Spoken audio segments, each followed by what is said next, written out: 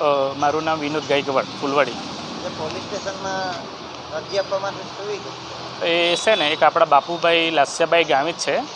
એ અમારા માતૃભૂમિના નામે 2015ની અંદર મારા પાસે પૈસા મુકાવેલા હતા. એના 3,88,000નો ચેક હતો અને બીજી રોકડ રકમ હતી. એના કુલ મળીને 7,74,000 જેટલા થાય છે. અને એના મળવાપાત્ર રકમ છે ને 2021માં હતી, હજુ સુધી મળી નથી. એના માટે અમે પોલીસ ફરિયાદ કરી છે અને પોલીસ આગળની તપાસ કરે અને તાત્કાલિક ન્યાય મળે એવું અમારી આશા છે અને પૈસા પરત મળે લોકોના.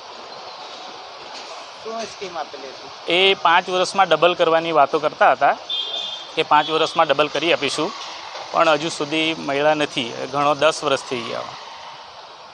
તમારા ગામમાં કેટલા અરજદાર?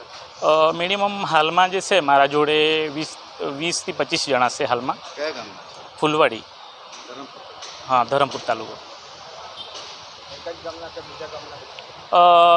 ફૂલવાડી અને ભેંસદરા મિક્સ છે, થોડા ભેંસદરાના બી છે. અંદાજે કેટલી રકમ?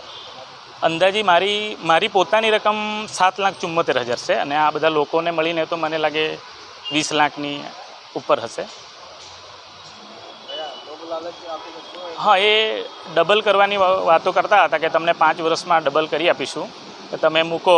ઘરે આંટા બહુ મારતો હતો કે દરેક માણસને ટાર્ગેટ કરતો હતો કે કોના પાસે પૈસા છે, કોના પાસે મુકાવવું છે.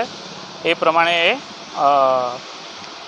પછી એ ઘરે આંટો મારવાનો ચાલુ કરી દેતો હતો અને પછી જબરજસ્તી મુકાવતો હતો. કયા વર્ષમાં પૈસા ભર્યા? 2015ની અંદર.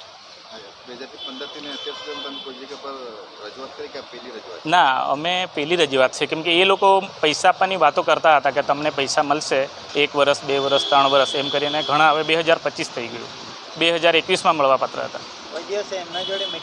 મીટિંગ કરેલી અમે ઘરે. મિનિમમ ગયા વર્ષે 30 થી 40 જણા અમે એના ઘરે ગયેલા હતા. પછી ગઈકાલે અમે મફત કાનૂન ઓફિસમાં બી મિટિંગ કરી.